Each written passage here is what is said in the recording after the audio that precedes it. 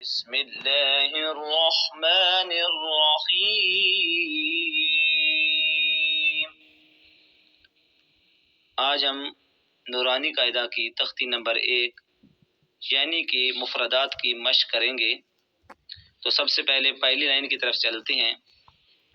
الف الف با با تا تا سا۔ سا کو بہت نرمی سے ادا کرنا ہے کیونکہ سا اور سین میں ہم نے ڈفرنس کرنا ہے، کیونکہ سا کی آواز سین کی طرف نہ ہو جائے یا سین کو سا کی طرف ادا نہیں کرنا، پھر معنی بدل جاتے ہیں۔ تو سا کو نہ بہت نرمی سے ادا کرنا ہے۔ سا جیم، جیم میں تھوڑی سی سختی لانی ہے تو تب جا کے جیم کی ادائیگی صحیح ہوگی۔ جیم جیم ہا فا، اس کو ہا نہیں پڑھنا، ہا اردو میں پڑھا جاتا ہے، اس کو ہا ہا، درمیانے حلق سے اس کی ادائیگی کرنی ہے۔ ہا خا، جتنے بھی گرین حروف ہیں ان کو تھوڑا توجہ سے دیکھنا ہے، ان کو موٹا کر کے پڑھنا ہے، اور خصوصاً خا، خا اور خا دونوں میں ڈفرنس کرنا ہے۔ خا خا،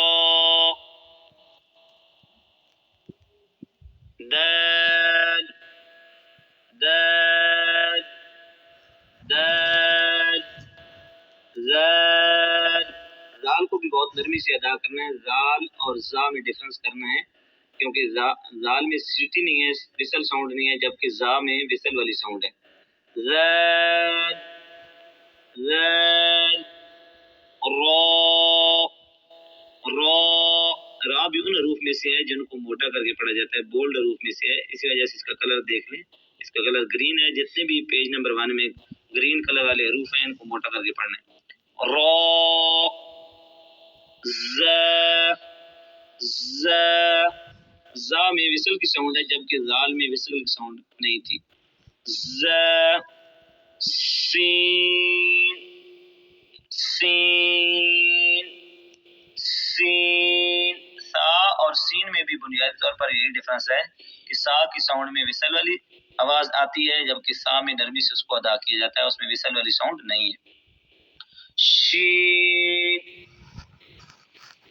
شین، صاد صاد، ضاد ضاد، طاء طاء، ظاء ظاء، عين عين عين، غين غين غين، فا فا فا، قاف قاف قاف، کاف۔ ان دونوں میں ڈفرنس یہ ہے کہ کاف جو جس کے اوپر نقطے ہیں جو گرین کلر میں ہے اس کو موٹا کر کے پڑھنا ہے، اور جو بلیک کلر میں کاف ہے اس کو تھن کر کے یعنی باریک کر کے پڑھنا ہے۔